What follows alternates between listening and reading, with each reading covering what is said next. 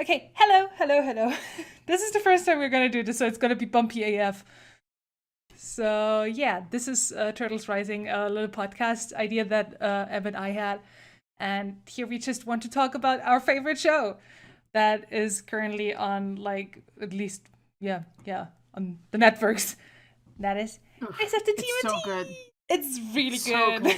Oh, it's so good. It emotionally exhausts me how good it is. Yeah, it's really It amazing, and we just think that Rise of the TMNT really deserves a lot more attention. And maybe if we just do like short 40 to an hour long podcasts about the episodes and about the show in general, then maybe some more people will find their way into the show.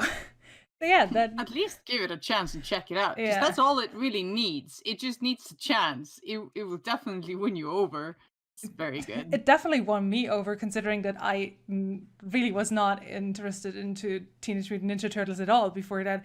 Like literally before February of this year, everything that I had in my head about TMNT was the 80s song that was stuck in my head since I was a child, and that I watched the show sometimes, and yeah, it was literally just the German version of like the 80s song. Was stuck in my head for years and years and years and years to come. And then Em was like, "There's a new show. It's my birthday. Can we watch?" And I'm like, "I'm not interested in two turtles, but okay." And here we are. Here we are now. I'm very glad. It was good birthday. A good birthday wish. Also, because we're not very professional about this yet, how about we start off by introducing ourselves? Yes. I am M. I'm Natty. Now that season 1 is officially over and we're into season 2, I actually just think that we couldn't really hold it in anymore. We had to talk about what a good show it is, Yeah. because season 1 was really good and the season 1 finale was phenomenal. But if season 2 is going to be as good as the first episode basically foreshadows or like gives you a taste of what season 2 is going to be like, it is going to be so good. I am going to cry every week when we get a new episode. Like I it's too good. I actually have a feeling that season 2 is going to really get even better than season 1, because season 1 started out with these kind of dumb teenagers that Yes. did not know what they're doing, and also very loose plot line. We had little tidbits here and there thrown in about what the plot could be about. Like we at some point realized, okay, the Foot Clan, they're building Shredder, and then there's something with Draxon going on that, yeah, with who wants to either destroy or get the turtles on his side. And all of these old loose plot lines got tied up in the season 1 finale, and now we can just go absolutely crazy with the really good story plot.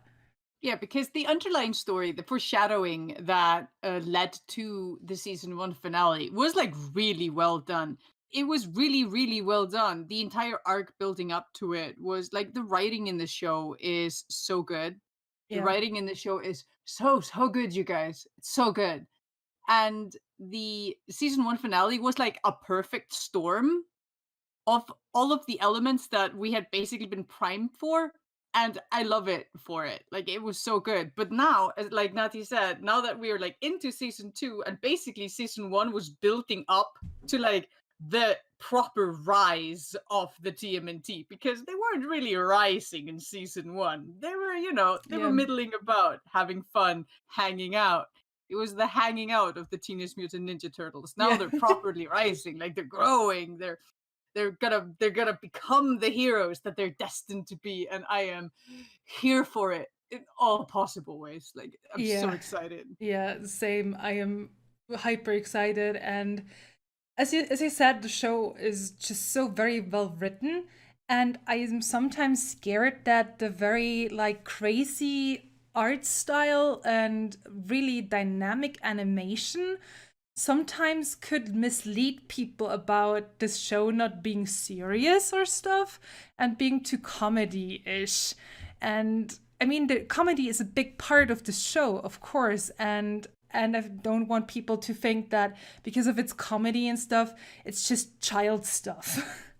Yeah, no, like it's meme as hell. It's so meme. It's so funny and wacky and crazy, but Yeah, it also gets really emotional and serious, and it is a perfect blend of it. yeah, It's funny enough to keep you laughing most of the time, and I think that the fact that it's very comedic most of the time really it just kind of hits you really hard when it gets serious, when it gets emotional, when like the actual serious business drama plot things kick in.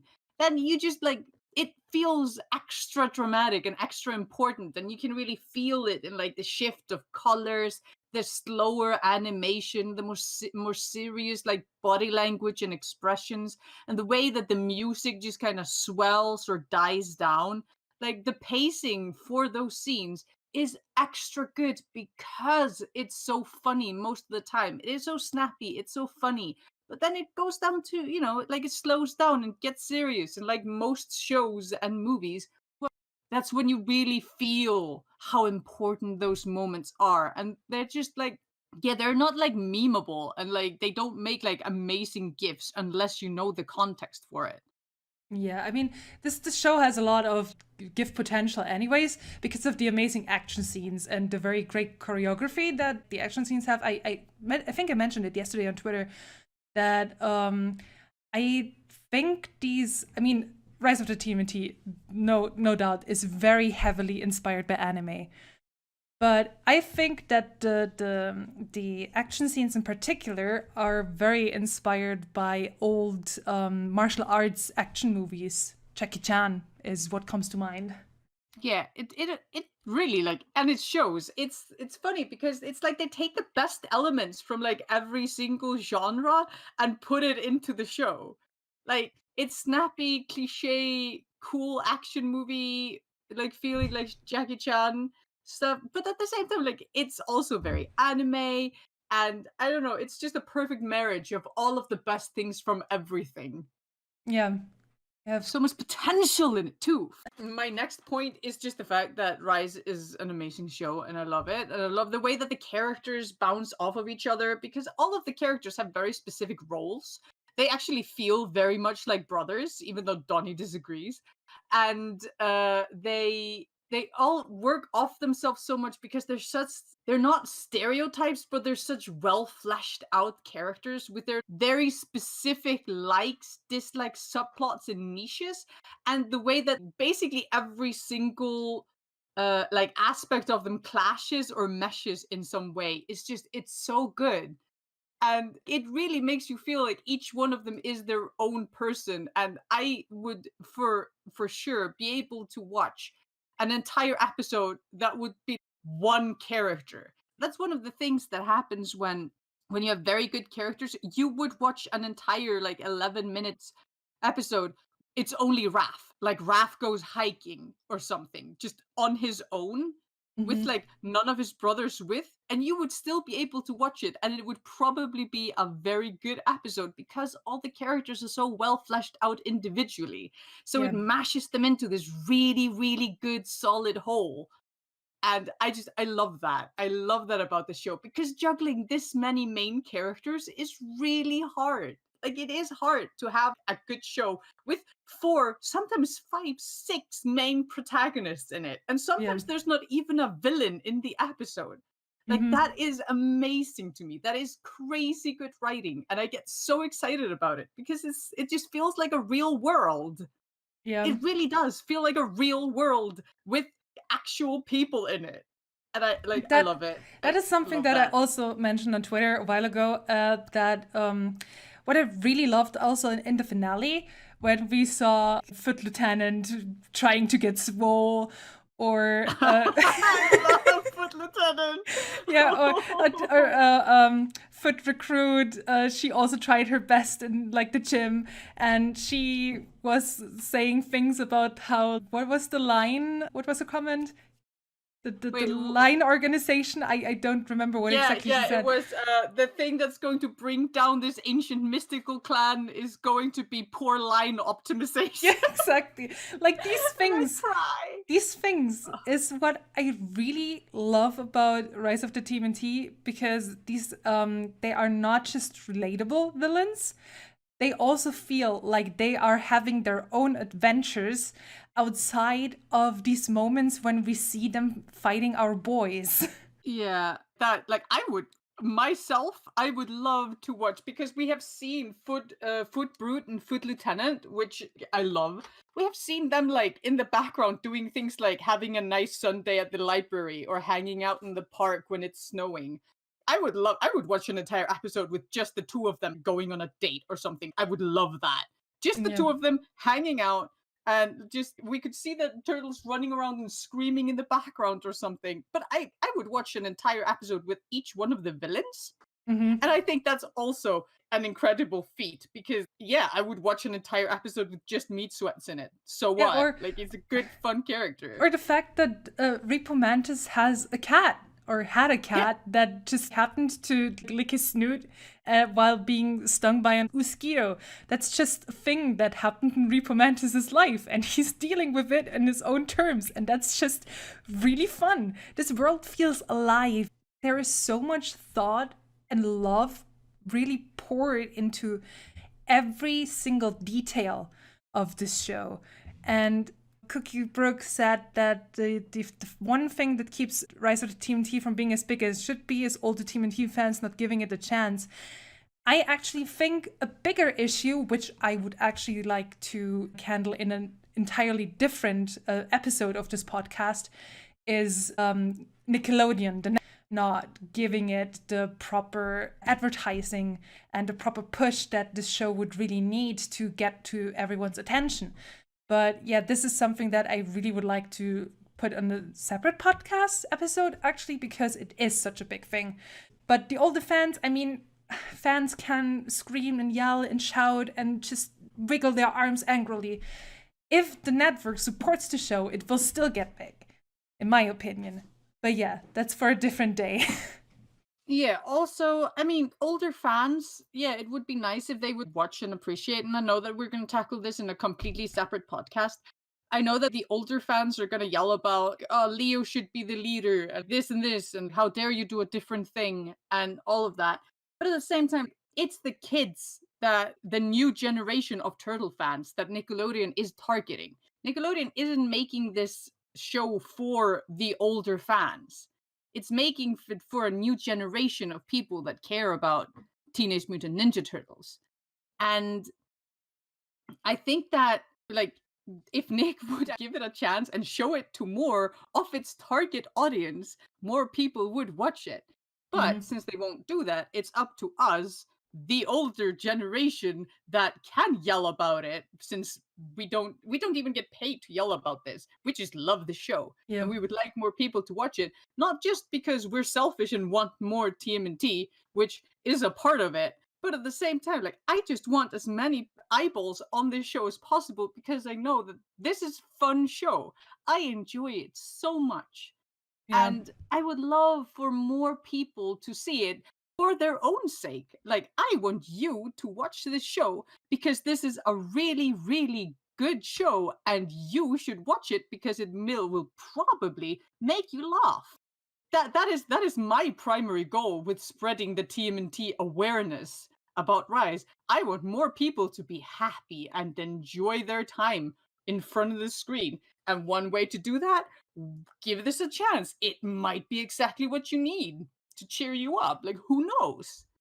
Yeah, Kuronigiri mentions that the Netflix deal between Nickelodeon and Netflix, they apparently made a year-long deal now. Maybe it would be amazing if they would put Rise on Netflix, because then Yes. it could get even more attention without having the constant quotes, which it probably, I mean, I know that even despite being on Nicktoons now, it still gets the highest ratings on this network.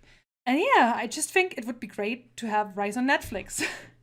Yeah, I would love to have Rise on Netflix because it would also give me an easy way to spread this like the plague upon all of my friends. Because another problem with this, and we should totally talk about this in a different podcast, Yeah, but it yeah, is yeah. so hard to get to see this show Yeah. legally outside of the US. We Yes, had to that jump through so many hoops to do that. And yes. yes, I am hype about the movie. I'm going to cry when it comes out. I am so excited about the movie.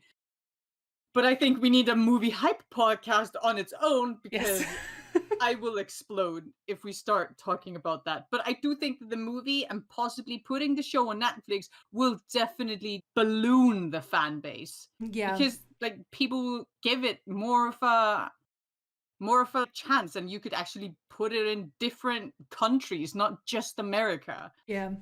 Which is yes, you could print money, as Amy says. Like you could Yes. print money. They are leaving money on the table right now. And usually I don't care about companies making slightly less money than they usually would. But when it comes to this show, I would like Netflix to make a lot of money so they can just continue making this for the next Yeah. like 8 years. I mean, Netflix definitely has to advertise it, but Netflix also works with a good recommendation system. You like this show, maybe you will like this show as well. And maybe it's more discoverable on Netflix. I really hope that this is true, that it will be released on Netflix. That would be amazing. And I would watch all of it again on Netflix. Yeah, I would watch it regularly to make sure that Netflix gets the bump it needs Yeah, for from sure. me on this. Also, yeah, we definitely want to make this podcast, a weekly installment. We will probably do it every Sunday, probably in the future a little bit earlier than today. We But had technical difficulties. yeah, we had to This is the set first time we do this. we had to It's, set a lot of things up, and yeah, we usually watch the new episodes on a Sunday because we watch it as soon as it releases on iTunes. I'm glad you enjoyed the slideshow. Yeah. I enjoy it as well. But yeah, And yeah, we want to make this every Sunday, and then we also want to put all of this up on YouTube once it's done. And so you can participate if you're here live, or just listen to it as soon as it's on YouTube. And I will link all of it on my social media, but more about this at the end of the podcast. We want to talk, of course, about the new episodes. Season 2, episode 1. Yes. Oof, what a good episode. And now I have to I take the enjoyed it. slideshow that people just commented on away to get to the slideshow of the current episode. Yes, a more recent set of screenshots for a slideshow. Yes, exactly. So Yes. we just before we even get to the episode, this thing we see now like season 2 villain thing, and we recognize all of them except random garbage goop man here Yeah, in like the 5 shirt with the radical 80s or whatever party goggles. are these Shudder like shades? Yes, I think these are Shutter shades, and he has an apple core sticking out. It has an apple core sticking out of their chin and a fishbone in their head, and I'm just like, wow, what is this beautiful garbage creature? I can't wait for them to fight Sludge Man. And short side comment, it's Danny DeVito. I'm the trash man. I'm the trash man. Yes, good. I love that. Yeah. But yeah, apparently we get more of Repo and Repo's cat. I'm so glad that the cat is apparently obeying Repo anymore and not trying to eat Repo, because that was distressing. And I love that Foot Then Recruit is we there. have the beautiful husbands, Warren Stone and Hypno. Hypno, yes, beautiful husbands. Ghost Bear, whose design I absolutely adore. I love his design so much. It's Ghost Bear. I like the entire arc that Ghost Bear has gone through. Yeah. It's beautiful. Mm-hmm. Like his actual arc of being a wrestler that Leo fucked over, and now he is a mutant bear that is also a ghost and a wrestler. And I'm just like, wow. Ghost That's Bear's amazing. just sad. I say Ghost Bear's an because Ghost Bear always just wanted to mess with the turtles because he was salty. That is true. I mean, he cheated to get the belt, and then he just got mad because someone else cheated to take the belt from him. So honestly, he was always the villain. But Yes. then, yeah, we got Harold, which is the corpse flower janitor, no, groundskeeper hybrid man. And I'm honestly pumped to know more about him because he seemed pretty radical. And also, I like flowers a lot. Yeah. And then Foot Recruit. I think you mentioned Foot her Recruit, already. which is honestly one of my favorite characters on the show. Like aside from the turtle, one of my favorite all-time villains is definitely. I love the Foot Clan and I love Foot Recruit. Yeah. Same. She is hilarious. So She yeah. makes faces. She yells all the time. She's so she's funny. she's hilarious. I love her She's so so much. pumped And I all love the her voice time. actress, her voice actress puts perfect like emphasis into this character and really like basically is the soul of this character, Zelda Williams. She's great. And yeah, so we had the season 2 opener. Many unhappy returns. It was a really good episode. I don't remember a specific scene, but we'll get to that. And yeah, I'm just gonna continue in the slideshow, and it might. Just So looking at it right now. we had Shredder's return, and Oof. yeah, Braxton looks Draxum's bad. no longer thick. Yeah, like literally, Draxum is no longer thick because apparently John Cena is not voicing Draxum anymore. Yeah, I mean that's fine. The voice actor they were Yeah. using for Draxum in this episode was I didn't notice any horrific change. John Cena was probably expensive, and honestly, this is a perfect opportunity to swap out a voice actor if you're gonna do it, since he just got juiced. So Yeah, he's got juice. yeah, he got juiced. Yeah. He's no longer juicy. I love how shriveled up. I don't in this you can see like his tiny ankles I'm gonna and go like back. it's weird because his torso has just two very thin in his waist. You can see like where his six Yeah. pack used to be or whatever yokai version of there's two like strings there now and he just looks so uncanny but also very still like a good character design. Yeah, for Like sure. I actually think that, I mean, I love Draxum's character design. I love beefy Draxum, but I think he has even more appeal now that he's like a raisin, a shriveled up. He's not a grape anymore. He's a raisin now. yeah, he's been juiced. He is now shriveled up. He is withered Draxum. I honestly I think that what I desperately want is that they work with Draxum. Please, please just work with Draxum. Yeah. I Also, want Draxum to be redeemed in some way, shape, or form because he's so funny. Everyone's funny. Amy asks in the chat, who is the new voice actor for Draxum? It is Roger Craig Smith.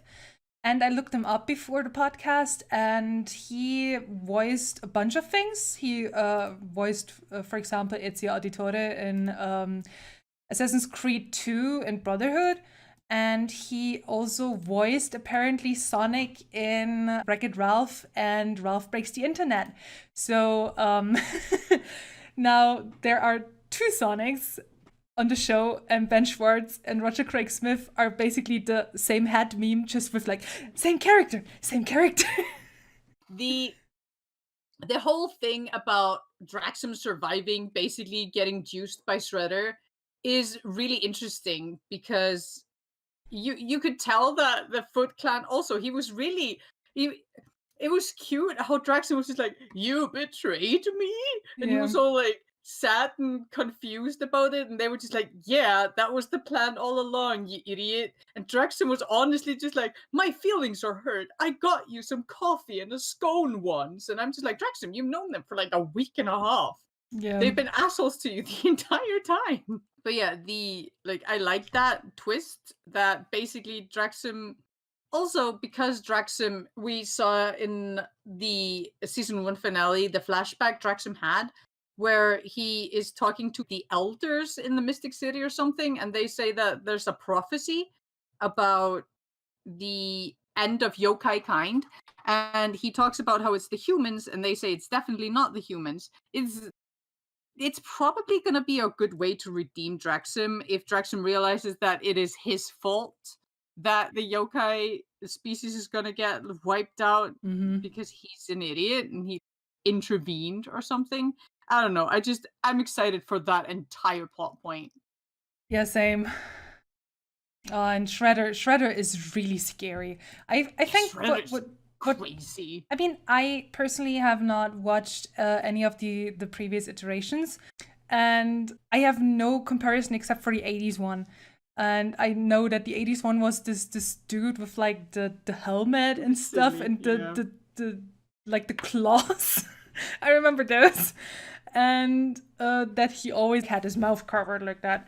And yeah, that is all that I remember. So seeing this new Shredder that is apparently completely out of control was really cool. Yeah, I mean, the 80s Shredder, listen, lip sync is very expensive. Bouncing chin, much cheaper. Yeah. Also, the 90s Shredder, what I remember, because we didn't get all of the seasons here in Iceland on TV when I was a kid, the 90s version is the thing that I watched when I grew up, like the first 2 seasons or so before we didn't get anymore. The Shredder there was cool and he was scary, but he was still just like a samurai man. Yeah. And that's a thing that April actually comments on. I thought Shredder was like a samurai dude, not a crazy wild animal. And I'm just like, wow, same April. That makes so much sense. But I love because I was expecting Shredder to come back and like be a cool, mega hunky, badass villain. But no, he's more like a very aggressive cat Yeah. that attacks loud noises Hmm. and bright lights and freaks out. And I love that. Yeah. That is so fresh and so different. And I love that they're talking about how like that is different and weird because the Foot Clan wasn't expecting that. They were definitely being like they were bowing to him, being like, "Oh, finally, Shredder has returned. He will be our boss." But then they basically just swore allegiance to a crazy cat, and then the cat tries to murder them, and they're just like, "Oh wait, this is not what we planned. We better bounce." Yeah. So no one expected this Shredder, and I am so happy about it because this Shredder is interesting, Yeah. and that's a thing that I was hoping Shredder would be in this version. Interesting, and I got Exactly. that. Yeah, and then there was this beautiful moment when he was beating up the Foot Clan. Yes, he's so creepy. I love the weird wing Yeah, spike thingies. I love It's his like a design. crazy gargoyle. I love his design and how monstrous it is. And if he's out of control now, I am very scared of seeing him as soon as he's in control of everything. But Yeah, yeah, because we could see all the shit that Draxum could do in like the season 1 finale when he was in control. He was like, "Ah, this is amazing. I have so much control." And then Draxum was super fucking powerful. And then now we have Shredder, who is arguably slightly less powerful, but probably just because he's out of control. yeah, He's like a wild animal, just destroying everything. And apparently not even tethered to this dimension, which is so interesting yeah. to me. That is extremely interesting.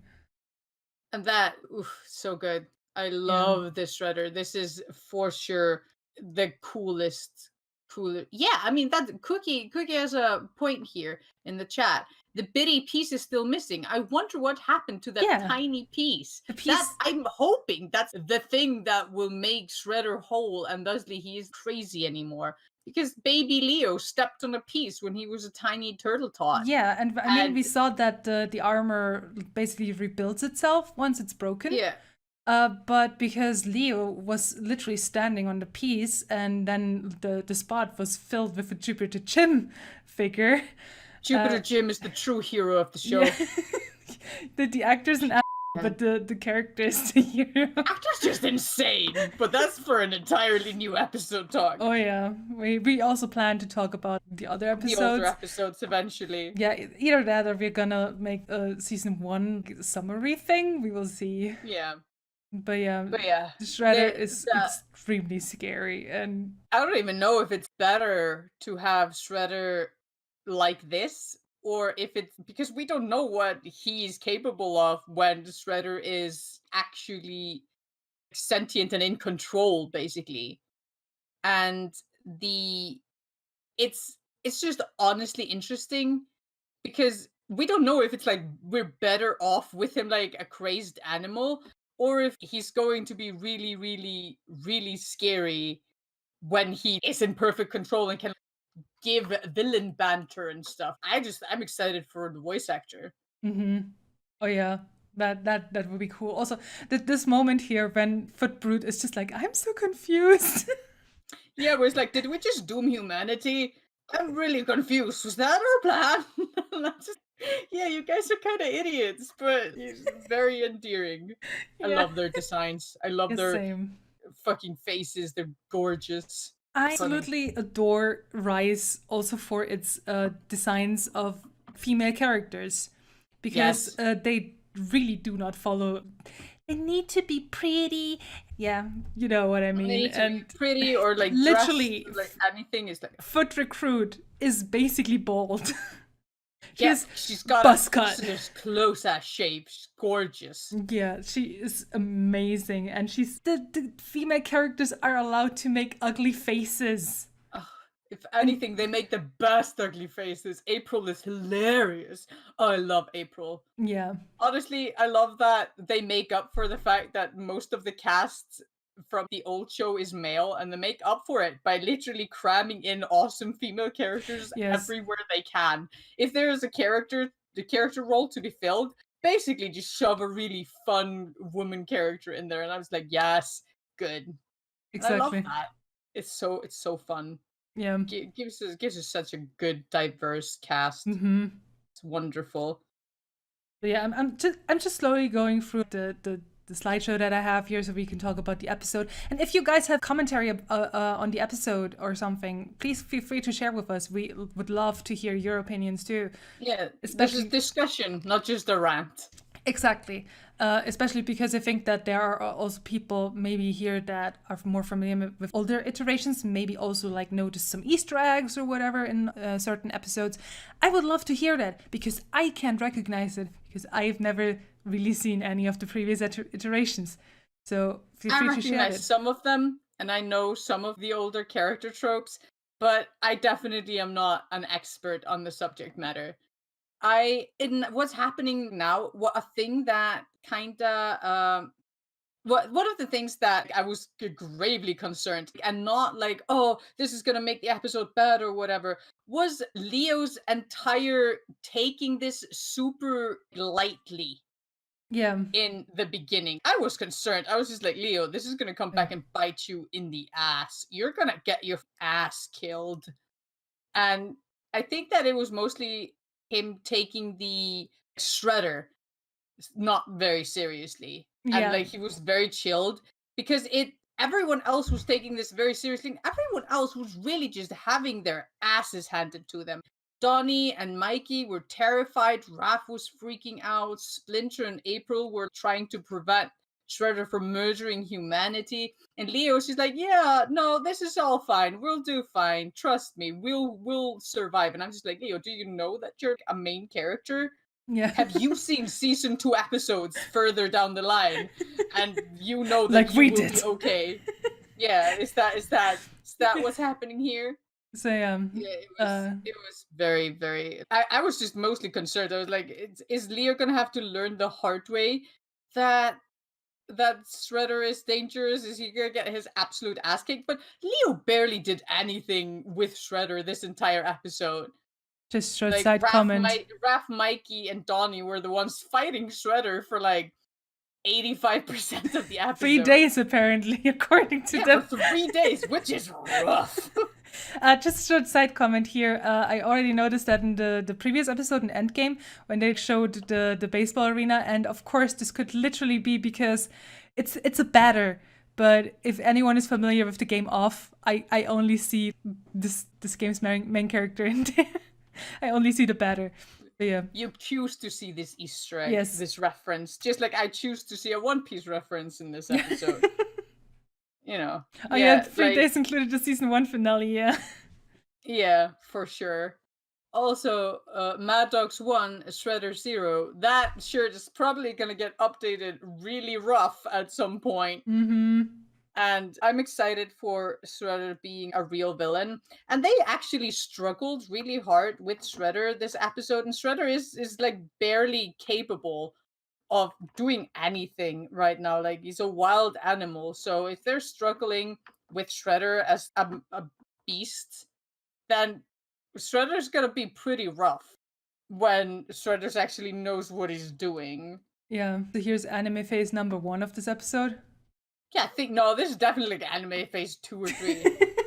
Yeah, But yeah, this is probably. this is the one really, really animu. Yeah. And I love that. There's so many animu faces in this. Yeah. It's hilarious. Yeah, this episode had a lot of anime moments and anime faces, and I don't mind the anime-inspired expressions at all. What I kind of minded actually was in I will mention this again when we cover Insane in the Mama Train, I think is the episode. Hmm. That last moment when they are like the shock moment when Draxum spoke up, when they're I mean I love the expressions.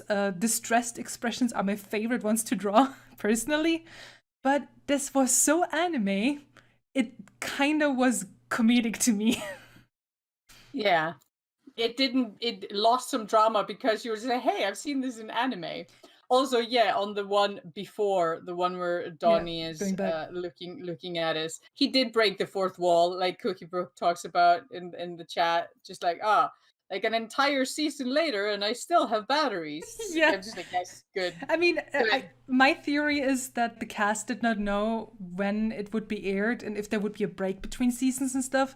So, Hmm. yeah, that is a joke that would work better if there was an entire couple weeks between these episodes. But of course, they did not know. It's still a hilarious joke. I don't think it's a bad joke because of that. I no, I love the joke. I totally did not understand it that way. What I understood it was that it was definitely breaking the fourth Yeah, wall, yeah, but like an entire season later, we have never seen him recharge his wrist thing. It yeah, has always been on his wrist except when he sleeps. And you could also think of it as not a fourth wall break if you choose to consider it as like a season because we had a snow yeah. episode at some point. That's true. So if you choose not to believe that the fourth wall has been broken, then just imagine that he's talking about the season of spring or autumn or Christmas or whatever, Yeah, like winter. Also, I love that it was brought back to Alberto in yeah. this one of the first fight. It's a nice callback because I love the Alberto franchise and I can't believe it's still going on considering all the horrible Alberto themed things that have happened. Mm-hmm. Like the park thing and the entire thing at the first Alberto. I'm just saying there's some Five Nights at Freddy things going on, but look Yeah, at the size difference yeah, between Shredder and Donnie. I like how all the characters have this very top heavy, thick thigh feel, yeah. and it's a nice design thing because it just lends itself so well to perspective and animation. It's nice. Yeah, also I enjoy it that. puts a lot of weight into the character, and Yes. it's yeah. There are the kids in the next screenshot. Yeah. Um, what did I want to say? Yeah, I just want to mention again how distressed I really was about Leo not taking this thing as serious as he should.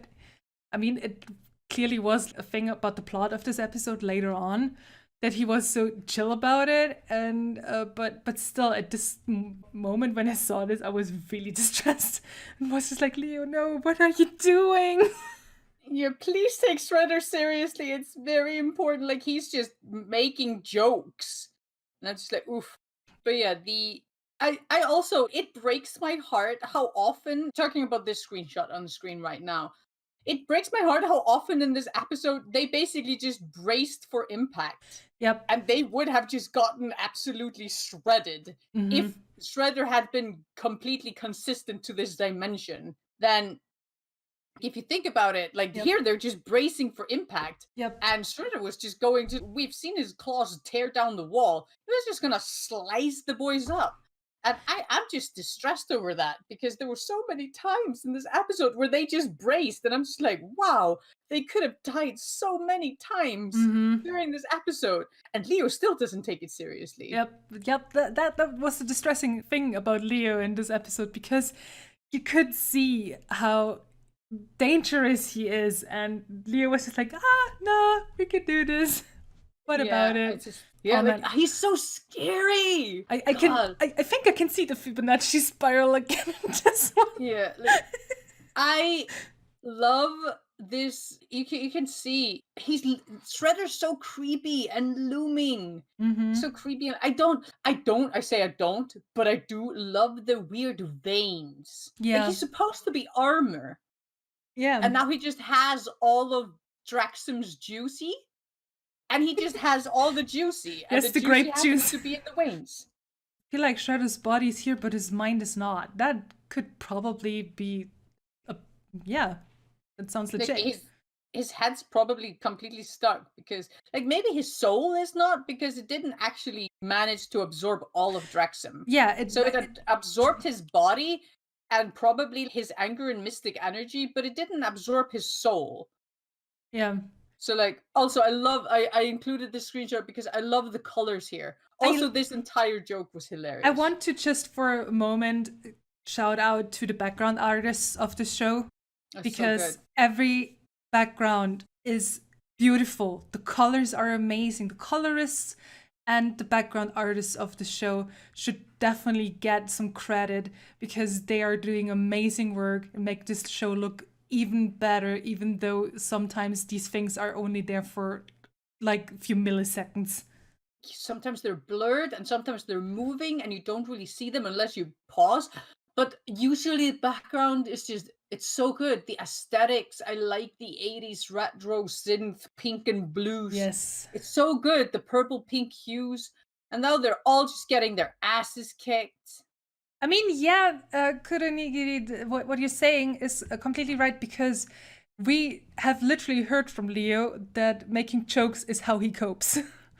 Yeah, but it was less making jokes and it was more I don't know. Like I guess I thought that maybe respecting Shredder a bit and taking him seriously, like the other brothers were doing, would work and make sense. But I think that maybe one of the reasons why Leo was so confident, even after you can see him there, just get his ass kicked with his brothers. Mm-hmm. But I think that possibly one of the reasons why he was being so laissez-faire about it, just being so chill about the entire thing, is that maybe he just genuinely believed that his brothers could do it.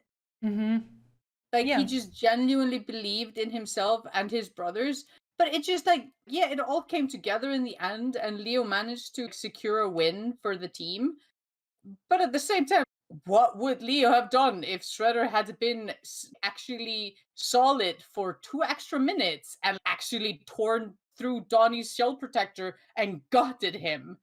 Like, that would have been pretty rough. Yeah. That would have been pretty rough. Also, Mikey's so cute. Like he's adorable and I cry regularly over him. I love the rim lights and the lighting in the show, and I Yeah. love the fact that they had the excuse of the pink crackling dimensional things to like actually give him those perfect highlights. Yeah. Just like the art in this episode has my things all over it because I am so into solid black shading and like bright screamy rim lights. It's so good. So good. And Look at here, Raph. Look yeah, at Raph is Raph's so big. face. Look at Mikey being in his little shell. He's so cute, Yeah, but they're all Mikey. very concerned. Oh no. And Donnie's just covering his head. Yeah, Donnie was so Because they thought- scared. Yeah, Donnie was scared in the entire episode, and so was Mikey. Raph was Yeah. also freaking out. I think Raph was more concerned with his brothers genuinely dying. Next screenshot is anime faces the screenshot. Yes, so much animu. Donnie's doing the animu cry. Yeah. They're just like, oh yeah, we're still alive. Yes, they're so happy about being alive. Yeah, and this here is when the hanky's getting introduced for the first time. Yes, the hanky's introduced, which is honestly very good. Yeah. Turns out that the most pointless of technology, because I remember when I saw this first earlier today, and he was using the staff to have the hanky pat his forehead, which is, by the way, you guys, covered in fabric, and thusly he really shouldn't sweat through it. Like, I love that. Like, if you could go back just for a second, it was being introduced in such a casual way, and when I saw it, I was just like, oh, imagine being such a fucking tech nerd that you have a little robot arm pat your forehead, and I was like, oh, Donnie, you're so weird. And then, Oh, oh, you're so Donnie. weird. Well, use your hands, Donnie. You're almost an adult. And But then later on, it turns out that Donnie's laziness is a plot device. And I was like, yes, my God, the writing in this show, so good. I love that moment when Ralph was just like, ideas, good ideas first. And Mikey's just like, He asks for ideas, and Mike is like, me. And there's like good ideas only, or like first. And then he sinks back down with Mikey, sweetheart, tell me your idea. There yes. is no such thing as bad ideas. Oh, Just I would tell have me. wanted to hear his idea, yeah. Yeah, I mean, I don't know. Maybe his idea was to lay down and give up. No, that sounds more like a Donnie idea. I mean, Donnie was the one when his tech bow was out of battery, then he laid down Yeah. and pretended he was dead.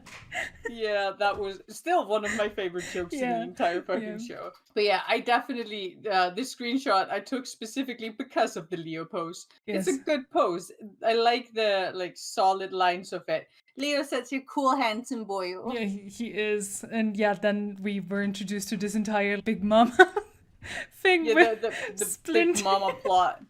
And Splinter, and the fact that she's basically their stepmom, and I'm just Yeah. like, my God. Yeah. Ugh, the faces in the show have only gotten funnier, and I love it. Yeah, they're so amazing. And if you compare like this first episode to last season's first episode, like the very, very first episode, and it's Mhm. just there's so much improvement and it's amazing. Yeah, I understand that for some people they might not like these ugly faces, but let me tell you the secret to good characters.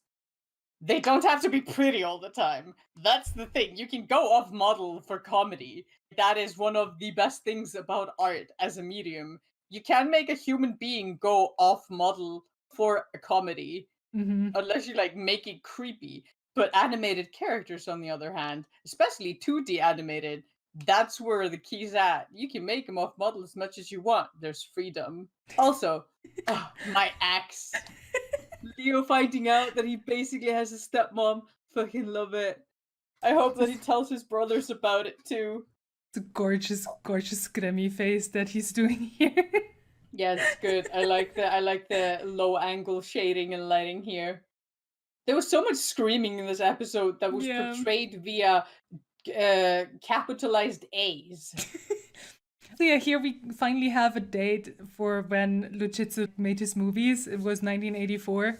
Yeah, it says 1984 there, and the Crouching Shrimp, Hidden Tiger. From-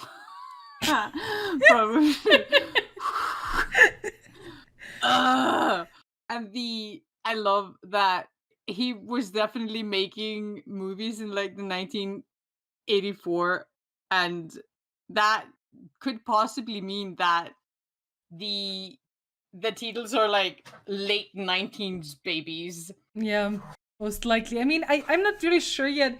We also do not know yet how long Splinter slash Luchitsu was stuck in the Battle Nexus. Yeah. We We don't really know. we don't know, and I mean, the timeline is still a little bit wobbly to me, but I am not. I don't think that a timeline is very important in this case. Can we just take a second to talk about how pretty young human Big Mama is? Mm-hmm. She's so pretty. She's such a babe. I love her nose, and I love that no one cared that her skin color is purple pink. Yeah, It's amazing. they're I love like, her big chunky glasses too. Oh, she's just such a babe. She's so cute. yeah. This is just absolutely 70s look. Like this Yes, is not it's even so good. 80s. What they have, Yeah, like what yeah, they're why is wearing she- is 70s. Yeah, she messed up. She probably did like human research and she messed up a decade. Because Probably. if it's the year 84, then that's not really that. I mean, I guess it could be accurate, Yeah. which is honestly just cuter. Maybe he's just into 70s chicks since she knew Yeah. it. Yeah, maybe. But yeah, she's super pretty, and I love that she dipped Luchitsu, and they're basically changing the gender roles on this screenshot alone, and I love it. Yeah, and I love that. It's so cute. Also, they were so cute. Like Hmm. he was so tall and lanky and stupid, and she was so brilliant and evil and short. And I love that. And Yeah, also, he talked about dating so many like bimbos in another screenshot where he like Crystal Yistel and stuff. yeah. Where he was like talking about all of these babes that he basically dated and dumped. He was just being a total thought. And then he just found one very short spider-ish lady that he just felt good with and was gonna marry, and that's so cute. And I And then cried. he was backstabbed. Yes, which is sad, and I wonder why. I hope not all of this was play for her. Yeah, I mean, Oof. I think it's not all play for her, considering like how she still reacts to him, Mm-hmm. and that she was like, you're more handsome than ever. Now that he's Yeah, like a rat dude. she's into him as a rat, which is honestly, oh, best plot twist ever. The And I, fact that he's more attractive to her as a rat man gives me absolute yeah, life. I love since that. That is so funny. That is so good. he Oh, has like also this body dysphoria. that he himself does not see himself as in any way handsome anymore. Like Hmm. I'm just like, oh baby, it's okay. Big Mama still thinks you're a thought. Yeah, he's hot, but in a rat kind of way. Yes, exactly. Yeah. Also, look at his face. He's so Yeah, heartbroken and he is. distressed and weirded out because he was just gonna marry this one lady that he was chilling with, and like she sneezed spider webs and ate flies around him, and he didn't seem to care about that.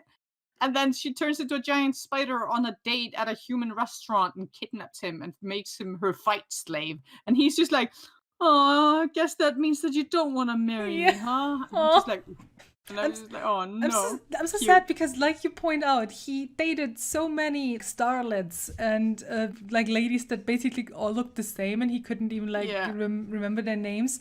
And here he just looks like he was happy, and he really yeah, wanted to be with yeah. her, and she's just like, ah, yes, you're gonna be in my Battle Nexus now. Oh yeah, I guess I like own you now because he dated so many bimbos basically. Hmm. And yeah, he wanted to like get married and stuff, and he was like a famous actor and shit. And I'm amazed that the humans didn't have like a big front page news. Liu Jitsu kidnapped by giant monster spider in Yeah, restaurant. yeah.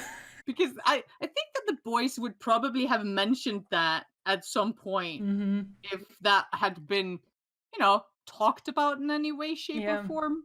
Maybe Splinter just kept it away from them. Didn't want them to know that he got dumped. Yep. But yeah, oof. And then Leo is distressed at the lovey and or dovey talk Hmm. for Splinter. Yeah, Oh, I just want Splinter he to be still happy. likes her. That's the saddest thing about it. That is the saddest thing. Oof. It is so sad that he still likes her. It makes me sad every time. Hmm.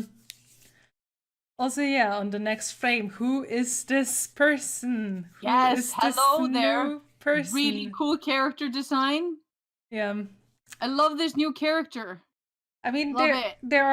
there's one thing we just see about this character, and that is that they have the three fingers. Yeah, they're definitely not human. Yeah. Hype to know who this character is. Hmm.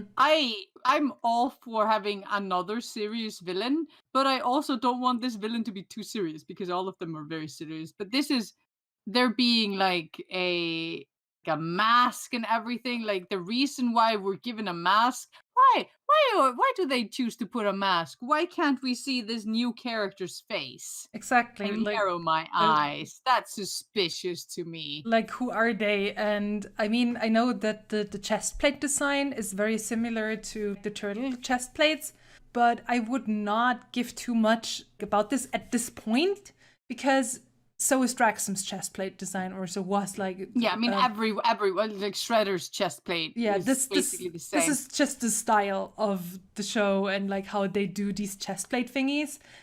So I would not give too much into that, but I'm still question mark about the three fingers. So Yeah, there are three fingers or so. Works for the. Also, I note that the mouth is shaped exactly like the turtle logo dips on their like shelving.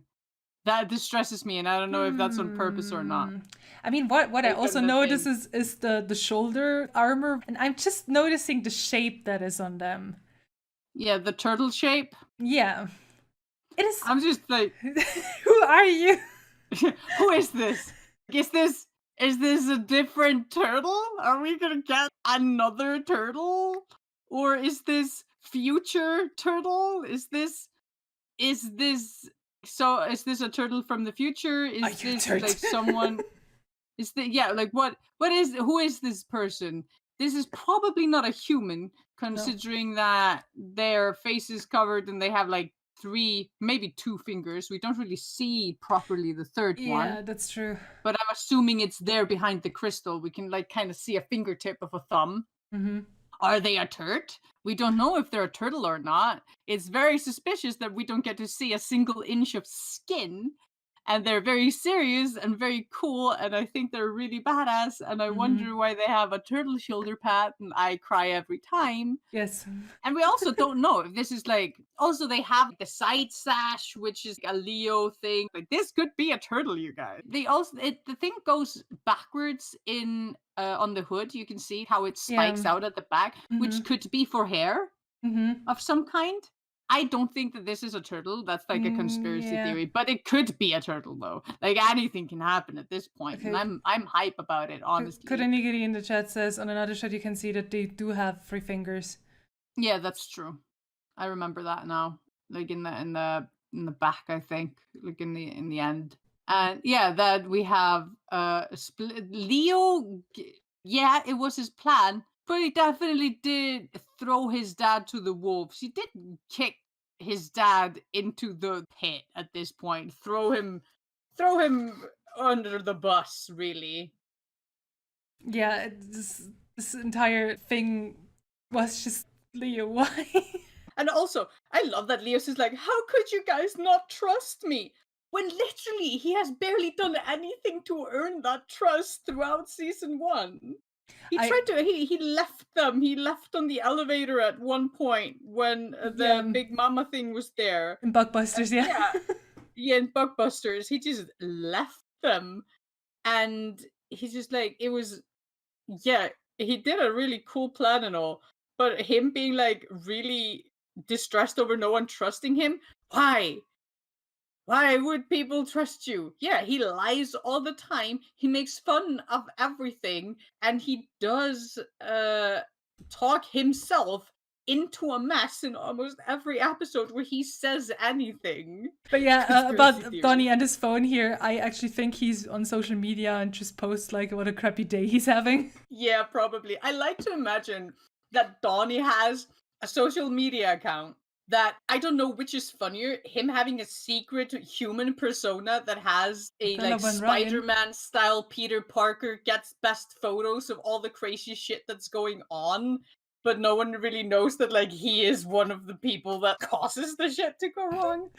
Or if he just has selfies of himself because he's constantly taking selfies, that he just doesn't have like a human filter because he's smart enough to just make a human filter that he can just turn on like on his phone. Like he takes a selfie and he like swipes, and one is like sepia tone, one is like brighter colors, one is black and white, one is human, and then like he has just a human filter. Yeah. And he just like has all these crazy selfies of himself as a human, and he posts it on like social media, and he has like an Instagram or whatever, and people are just like, oh shit, man, he's got the coolest selfies. I don't know which one is funnier, that he just puts his normal ass turtle face out there, or that he has a human filter on his phone. Because it would be I don't think that the world isn't ready for turtles at this point. Yeah, Like, I mean, Modern Time New York. these turtle boys, this is like everyone would get over it in like a week and a half. People would raid Area 51 for them or whatever. Kurenigiri says they're loving these headcans about Donnie's social media. Get used to that. M is usually pretty good at calling things that are going to happen. I'm a prophet. Yes, and has great stories and headcanons in general. So get used to hilarious. I'm hilarious, you guys. But honestly, Donnie, like, I could definitely picture there being an animated sequence in one of these episodes where like we see him have like a selfie and he's talking and swiping, and then there's a human filter and we see a human Donnie, and then he just posts it. Yeah. I live. So funny. I love his face here. He's so grumpy. Yeah, he's been getting his ass kicked all day, and now Raph is coming up with a plan that is literally hit him everywhere. And Donnie's like, oh, man, my brother makes the worst plans. Hashtag SMH my head. SMH my head, sad emoji. Yeah, I also think that Raph would be like a gym boy. If he had like social media, he would. If he had social media, it would mostly be gym selfies. But he like totally forgets that usually gym selfies are supposed to be hot, and he just like takes pictures of weights, and he's like, I can lift this, and then like a picture of one hand holding up the weight and taking a photo. Look, I can, and everyone's just like, you're supposed to take a picture of yourself, not of the things you can do in the gym. That doesn't make any sense to me. Yes. It's great. That maybe that's the update for their phone. Okay, here's my idea for a scene that can happen, because we know that Donnie updates their phones, right? We got that in a previous episode where he's like, Donnie, I need an update. Maybe Mikey was just like, Mikey hands over his phone and Donnie's just like, oh, what update do you need? Can you like give me a ponytail in the human form filter? And he's just like, okay. And then he like programs that in and hands it. I was like, cool, thanks. I always wanted a ponytail. And then he moves on with his life. And that's the update. They all have like human Instagram filters. And that's amazing. Yeah, I like that. That's a good headcanon. Oh yeah, also we do know what kind of photos Raph does take in real life. Photos of pigeons eating pizza. Oh yeah, that's true. And he takes really shitty photos. Yeah. That is canonically how it goes. Yeah. So blurry photos of his hand holding up a weight is definitely a thing that he would definitely post. Also, to get back to the episode, I love that they found a tickly spot for Shredder. That was, like, Shredder has been terrifying the entire episode. And then they found a way to tickle him. Yeah. I love that. I absolutely love that. And Shredder is just like giggly face and does the doggy thing. He's so cute. Honestly, this is the only time Shredder's ever been cute. And I love that Mikey can just lay on his foot. Yeah. Look at Donnie really on his phone again. Yeah, Donnie got bored of tickling Shredder 3 minutes in. Like, 2 seconds in, Donnie's already just like, man, I can't believe that I have to like tickle some fucking demon behind the knees. Is really awkward. He has better things to do. Yeah. Also, can we note the recurring theme of all the bad guys being purple? Yeah. Donnie, you're predetermined to be evil. It's okay. Yeah. And then there's the firework, and he gets all spooked, and this entire like scene when they try to like slow him down and stop him from getting to the firework is the coolest thing I've seen. Yeah. I think it's absolutely amazing that Mikey can just lift an entire like ship, boat, what is the word? Freighter? I don't know. English is not my native language. Like, yeah, it is a freighter, I think. And that is crazy. Like, it has so many gigantic containers on it too, and he just swings it around, and I was like, oh my god, Mikey, you're so strong and powerful and cool and awesome. Yeah, through a whole fucking these so like the colors and the shading and the rim lights and the animation when Shredder runs and the camera's following. Oh, so good. Yeah, and this is the scene where every brother can be cool. Yeah, everyone gets to be cool, except Donnie gets to be cool for like a third of a second. But yes, this is a good screenshot and I Yeah. enjoy it. Poor Donnie, he never gets to win. Oh man, this entire scene was so cool with Shredder also jumping from one of the containers to another and being Oh, so and the colors. scary. The colors are so good. Like the contrast, these are like complementary colors clearly with like the pink and the greenish. And it's Yeah. such a Oh, so good. delight to watch these like action sequences, and I can just love The them so colors much. and animation is so good, and this Shredder is absolutely terrifying. Yeah. I love the way that he was basically clawing himself through the air to get to them. It's just like, oof. Yeah, So and good though. Ruff, So good. Ruff being cool. I love the fact that Ruff can like make this holographic, weird kind of big body around himself and get like really big. And Yeah. This is also the part that I think might be a One Piece reference, because this is a thing Yeah. Luffy can do. He can like Yeah. blow into his body and like expand one hand and do like a mega punch. But I love seeing Raph being able to do this. It's so cool. So cool. Yeah. It's See, really awesome.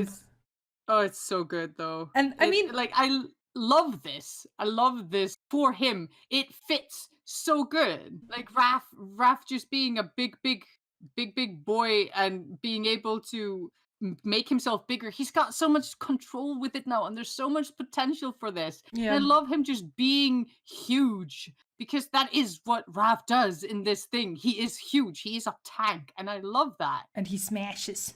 Yes, and he just does a big smash. Look how tiny Shredder is. Look how enormous Raph is. This ghost Raph or whatever, projection Raph is enormous. So big. And just So cool. another shout out at the background artist. There's so much detail in these shots, and even though you do not directly look at it, they did not have to put like this tower thingy there in the background, but it's still They there. didn't have to put these super accurate container shadows over there, and like these cables or whatever that are falling down and stuff. Like, they didn't need to put any of this in, but they did. Thank you, background artists. You heroes. You're And heroes. the entire art direction is amazing because everything always fits together really well. The colors, they really help you follow these action sequences. Nothing is ever really distracting. There's so many things happening at once, and there's so much animation. It's so fluid, but it's never hard to see or straining on your eyes because of the colors and the way it's set up. It's just a really well storyboarded and like fluently made show, and the colors just help you visualize everything that's going on. It is so good. The art direction on this thing is brilliant. I love the art on this show. It's so good. It's so good. Yeah. And I mean, you say that Donnie did not have a moment where he was cool. I think he was plenty cool in this moment when he like showed off all of his tech. It is just the thing with Shredder that tech is sadly very easily destructed. Yeah, also I Destroyed. love that it like the drill is finally out of beta. I'm so happy. Also, I fucking called it, but I'm so happy that the drill is out of beta. The drill did the most damage, but if you go back one thing where he's like saying that all of his tack, and this is a great screenshot by the way. I love that all of the tack includes the microwave with the punching gloves that Splinter used to travel through time. Like, what is with this microwave with punching? Like, everything is cool and purple, and then there's just like an angry microwave with punching gloves. And I love that. I love that for him. Also, what are these? There's so many weird little tack things that I honestly would like to get its own episode, because there's so many cool. But this is also what I'm a lot totally of these into. clearly are battle shells that he just made at some point, and some of these we actually saw in action, not all of them. Yeah. But yeah, a lot of these are definitely battle shells. But yeah, it was a really good moment, but it was sad. It was over so fast, and then there was this moment where I got really scared for Donnie. Yeah, I got terrified here too because Donnie is a soft shell turtle, and like most of you know this, but for anyone who might not know, Donnie's a soft shell turtle, and so his shell is not hard and sturdy like his brother's shells. So he wears shell protectors to protect his shell. That's literally what he calls them, shell protectors. And what I'm assuming is that basically he makes the shell protectors to give him an advantage and protect himself. And the fact that Shredder literally like crushed his shell protector and then started digging through while holding onto his leg got me seriously concerned. Like I was very scared. Yep. Kuronigiri asks if his actual shell has scars now. That would be horrifying and also really cool. Yeah. Like Shredder really did slice into his battle shell. I don't know if he got all the way through, but he might have in some way because he fucking sliced through a wall. It's like it was a big oof that because first he like slams off his wings, basically. He cuts off his wings because Donnie's trying to fly away, grabs onto his leg, slices off his wings, and then just starts digging into his like battle shell. And I'm just like, I am very concerned. At this moment I was really like, oh no, help Yeah. him. Yeah, someone save the boy. Soft shell boy.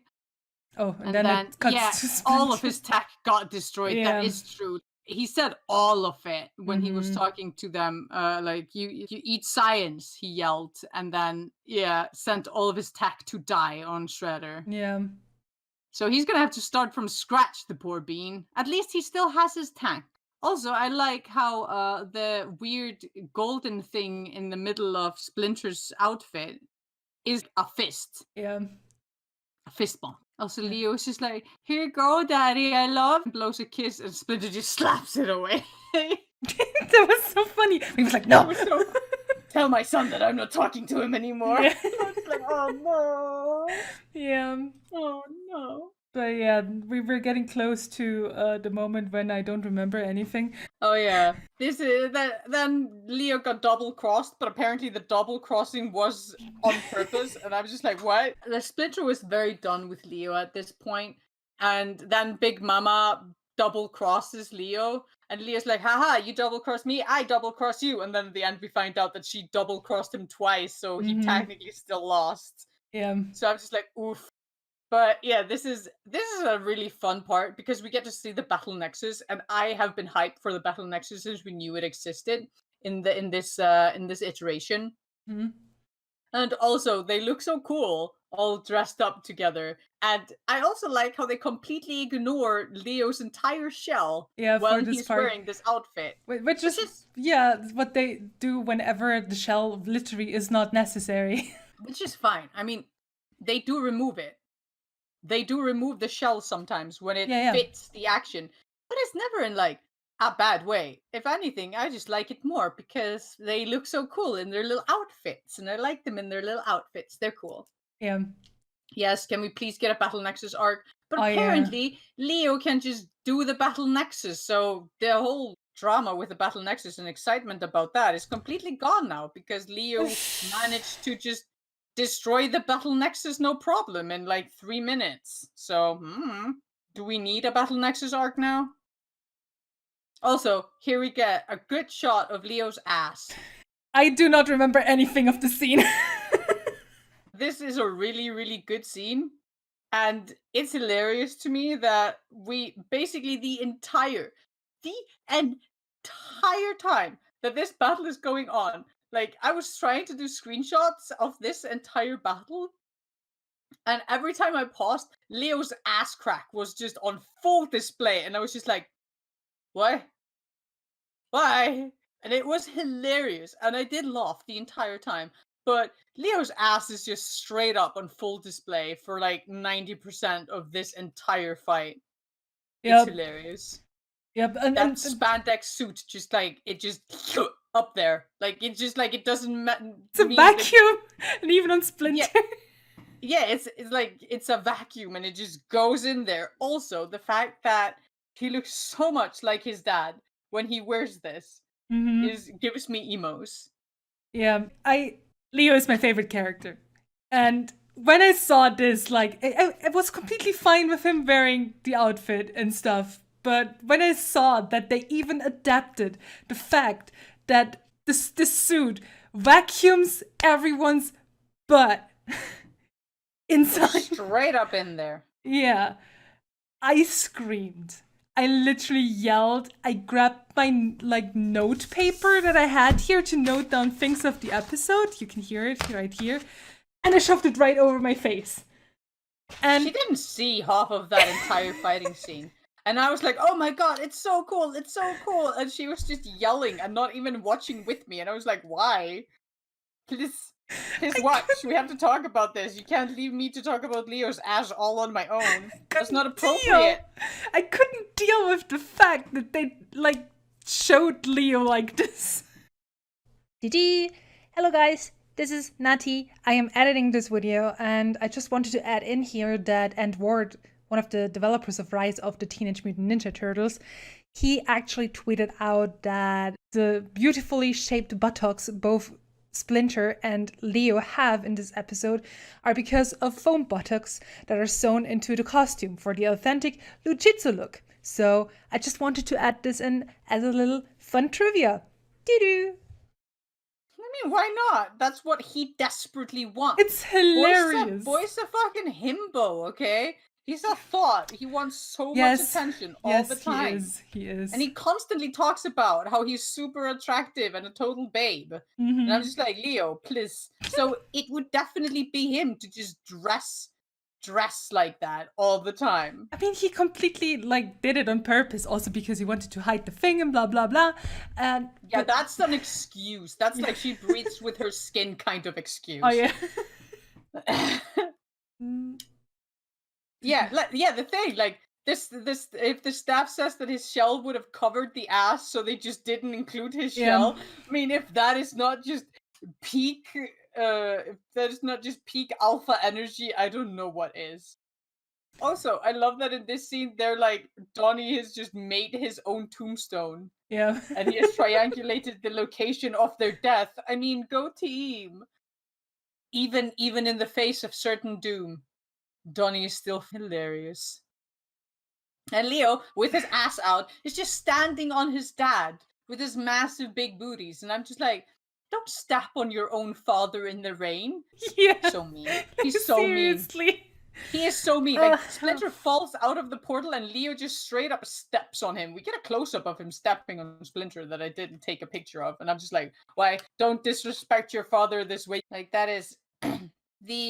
I definitely think that, like, I would love for there to be a scene where all of them get to wear different Lujitsu, because he had like a 5,000 movies or whatever. Yeah. So like there should be an outfit of almost every color for the boys. Like I would love for them all to be able to wear Lujitsu outfits that would fit them. That's mostly just because I like seeing them like in cute outfits.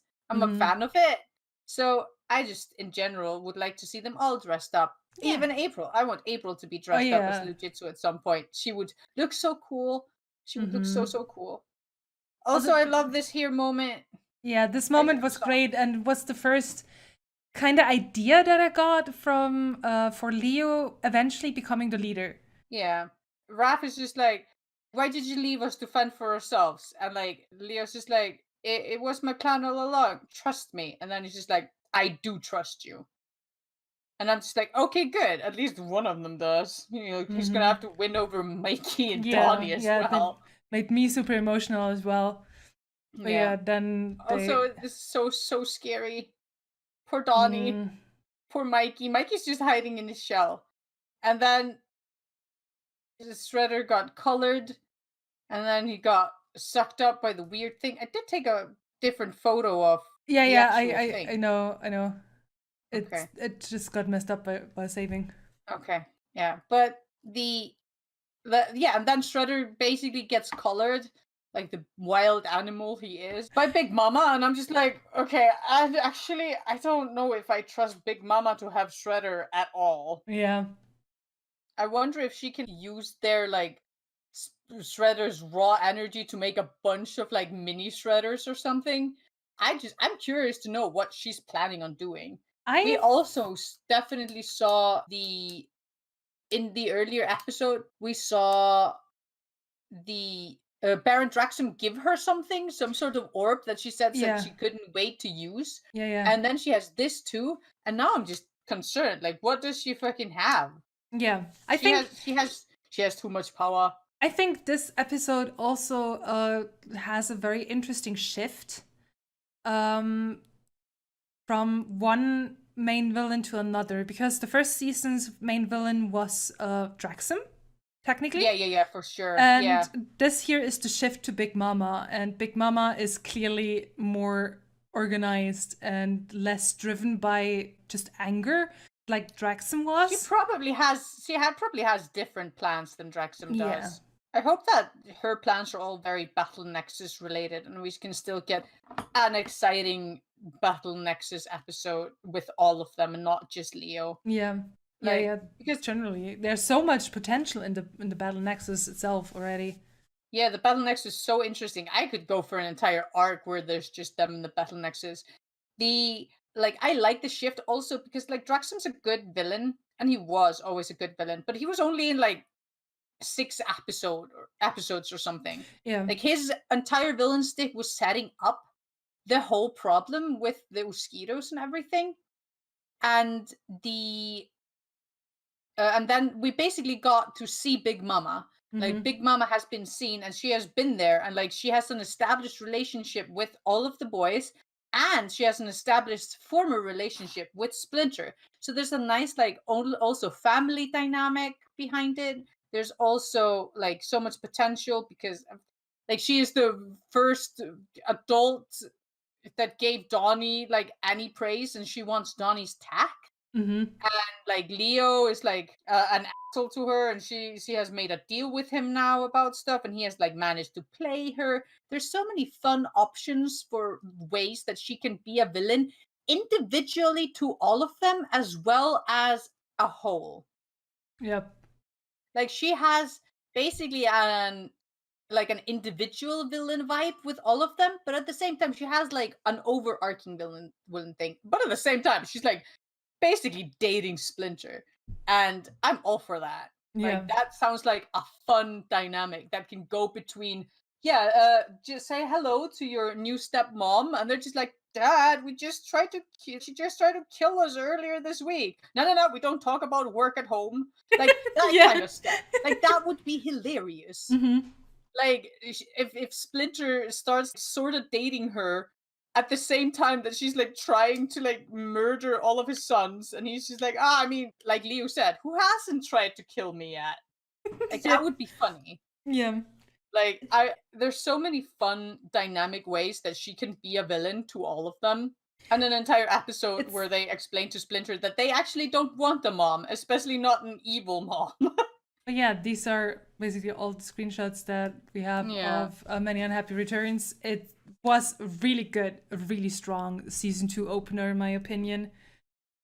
Distressed me a Oh, it lot was so good. in some parts. Like the biggest distresses I had were Leo's denial about this severity of the situation, then him throwing Splinter under the bus, then Shredder shredding Donnie's battle shell. Battle shell protector got absolutely shredded, and I'm like, oof.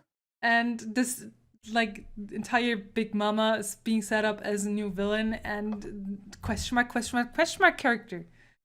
It's just so funny because we have so much potential in Big Mama because she has basically been set up as a fun, scary, but also comedic villain since we met her. And she's like been a background villain, and now she's been upgraded to like main villain of the season. And I am all for that because Yeah. A, lady villain, 2, hilarious lady villain that have used to date the main character's dad. And also like she has an already occurring relationship with all of them. Like she was on their side at one point. That Like was a in good that jump one episode of the- secretly. of the slideshow. Oh, So man. it was just, like Draxum does not agree. Yeah. Draxum was hilarious. I do love Draxum, and I hope that Draxum comes back in his juiced form, that he comes back in his withered raisin form, and becomes basically a good guy, because he knows a lot about Big Mama and a lot about the stuff down there, and he definitely does want to save Yokai Kind. So Mm-hmm. Big Mama's the villain. I hope Draxum can be redeemed and in some way, shape, or form become a sort of good guy. Maybe we'll Yeah. find out that Draxum and Splinter also got along when Draxum basically saved Splinter from the Battle Nexus. So Yeah, there are so many new possibilities for plot now. I'm just mind blown because every time with these episodes, from the title, when I hear the title and I see the GIFs on Twitter, whenever I see like little previews, basically, I have some thoughts about what this episode might be like and some expectations, but it always comes different and I'm never disappointed with the show. These are two themes. It's always different than what I expected, but I'm never disappointed. it's surprising Yeah. and fun, and there's also just a lot of love and a lot of hugs in the show, and I think Yes. that's nice. More actual cartoons need to have hugs and siblings hugging and just people saying I love you to each other a lot, and like showing their love and happiness and support for each other. And it makes my heart all warm that out of all of the traditionally old boy cartoons, we have Teenage Mutant Ninja Turtles saying, I love you, Dad, and them hugging all the time. Yes, And that exactly. makes my heart all warm because it's really important to me. And this show is so good. And the writing's stellar. The writers are Yeah. doing an amazing job. And the art, everyone's doing an amazing job. This show is a 10 out of 10 on everything. It is literally all I ever wanted. It is definitely my favorite cartoon. Same. Absolutely. Simply because I see how much love and effort is put into the So show much love. by the creators, and there is so much you can also see just in background elements, and it's a habit of like mine in general to go through the episodes literally almost frame by frame, and I see so many things that I would not have noticed just watching it once. And so calling the animation lazy or whatever is just, have you ever even It's wrong. It's looked at the factually show? inaccurate. Yeah. There is so much in the show, and I really wanted to succeed, and this is why we are starting this podcast thing. And we hope that in the future there will always be people like you in the chat right now that will hang out with us and share your opinions and stuff. And we talk about the current episodes or whatever the subject is at this day. We have a lot of We'll talk plans. about the current episodes that came out, and we'll Mhm. gush about those, and then we will probably, I don't know, like we'll try our best to, talk about this show with talking too much over the place. It's gonna be rough for the first few episodes while we get into Yeah. it, because there's so much that we want to say. Yeah, there is a lot that we want to say, and we originally wanted this to be like an hour-long thing when we're almost at 2 hours at this point already. It's the first one, and Yeah. it was the season finale. So Yeah. please No, give it us a was not the break. season finale, it was the season opener. No, yeah, it was the first episode of the season. Yeah, and we also thought about maybe if you guys have fan art that you want to share with us, then we can show it at the end of the podcast and just talk about it for a little.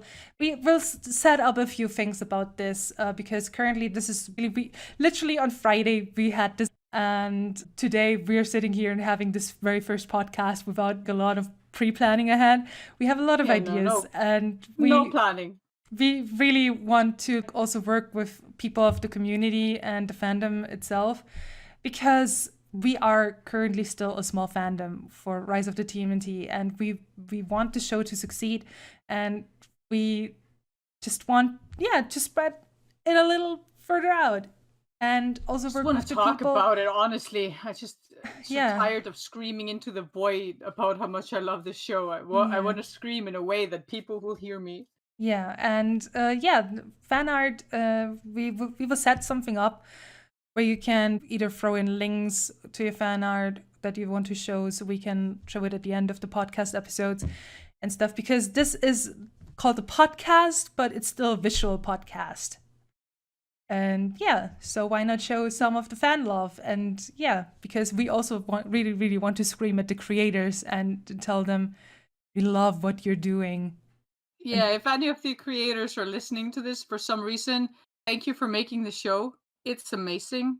I love it. It has made me realize that my passion in life is writing for cartoons, and you are doing the work of the gods. Thank you. Mm-hmm. I have bought your merch. Please don't Also- stop being awesome. Exactly.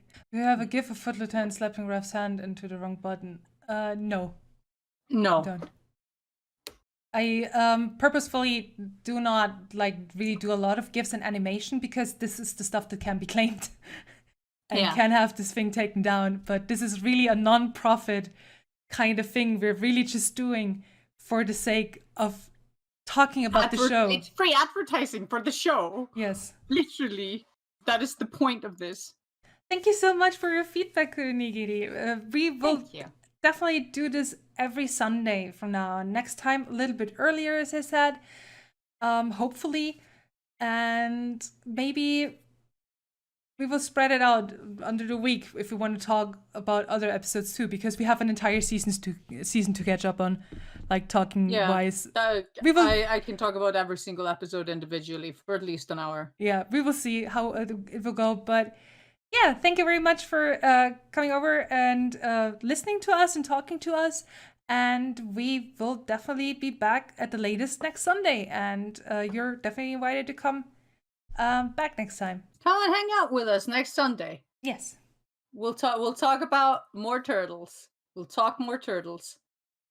Gonna talk about them turtles rising. Yay! Yeah. Okay. The rise of the turtles. Then we're gonna say bye for today.